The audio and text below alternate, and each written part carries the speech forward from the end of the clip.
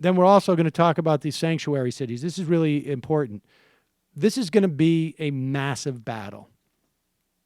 And depending on where, I mean, you would be surprised.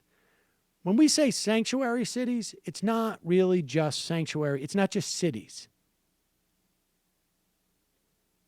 It's counties. It's jurisdictions. Really is the way you need to look at this. You've got in California a bunch of different counties, obviously. There's one Arizona, South Tucson County. There's 4 states, which are sanctuary states: Connecticut, California, New Mexico, Colorado. And then, like I say, in California, they'll even redo it, be redundant on the county level. Colorado, obviously, all counties, and then they do it again. New Mexico, same deal.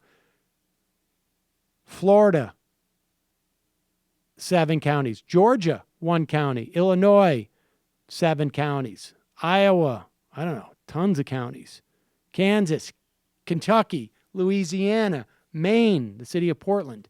Maryland has 2 counties and 1 city. Massachusetts, like I said, Nebraska, Minnesota, Nevada, New Jersey, New Mexico, Nevada, New York, North Dakota, including some cities, right? Oregon, tons of counties. Pennsylvania, Texas, Vermont, Virginia, Washington, Wisconsin. All of these states have counties or cities that are sanctuary counties. And in fact, here is Marty Walsh, the mayor of Boston, making his announcement challenging Trump's executive order. And understand what the executive order does. The executive order denies federal grants to these cities.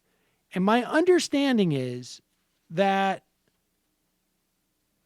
police enforcement grants are exempt.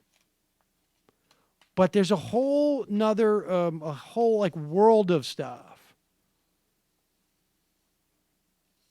including FEMA emergency grants. So Trump, I think it was yesterday or the day before, okayed FEMA emergency funds to go to Georgia. But my understanding is that those funds have been slowed down because of this.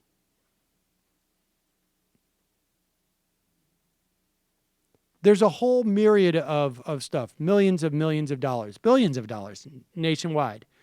Attorney General Schneiderman in New York has said the president lacks the constitutional authority to cut off funding to states and cities because they have lawfully acted to protect immigrant families, as described in the legal guidance my office issued last week.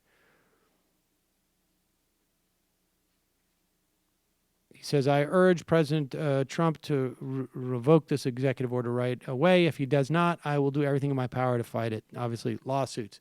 Here is Marty Walsh from Boston. We build our communities.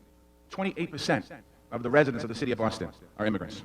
48% of our children, like myself, have at least one foreign-born parent. Boston was here for me and my family, and for as long as I am mayor, I will never turn my back on those who are seeking a better life. We will continue to foster trusting relationships between law enforcement and the immigrant community, and we will not waste vital police resources on misguided federal actions.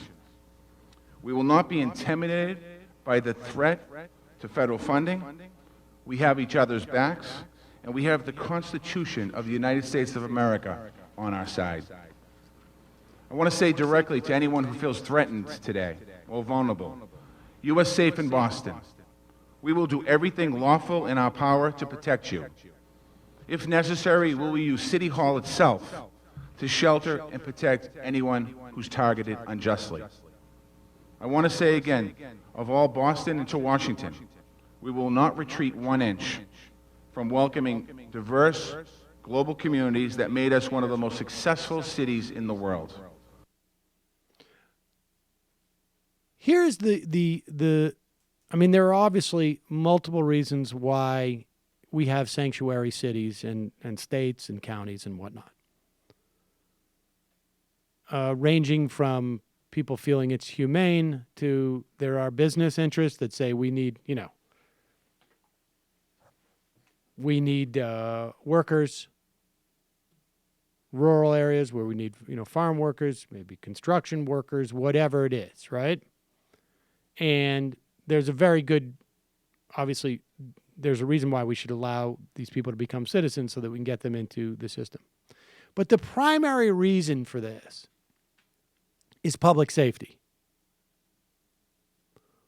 For example, you hire a babysitter. They tell you they are documented. I don't know if anybody ever looks at the paperwork of their babysitters. Sometimes they just you just assume they are or not. They lock themselves out of your apartment. They had food on the stove. The baby they were caring for was left in the crib. They try and get back into the apartment. You are out of town. You are an hour away from your house. There is a fire. There is a stove with food cooking on it. Smoke starts to come out. These people are afraid of calling the police department. They hesitate. They don't call the fire department. They hesitate because they are afraid of getting in trouble with the authorities. This scenario can play out in any myriad of other ways. I'm witnessing a crime. I'm not going to report it because I don't want to be deported. I'm witnessing a fire. I don't want to say where I was or who I am. I mean, these are basic questions of safety, and that's why you have sanctuary cities. So when Trump attacks this, ostensibly because of, I guess, I don't know, one story or let's say 10 stories of criminals who also happen to be undocumented, killing somebody or hurting somebody, we're going to see there's a lot more danger involved in taking away this status. And sanctuary cities are just simply means that your immigration status is not relevant to local authorities. They will not pursue you if you basically perform the function of a citizen and report a crime or a safety issue. End of story. Feds do their job. They're the ones in charge of immigration status, and the local people do theirs. Hey, it's Sam Seder. Why don't you subscribe to this channel? You can do so right over here. Over. Subscribe.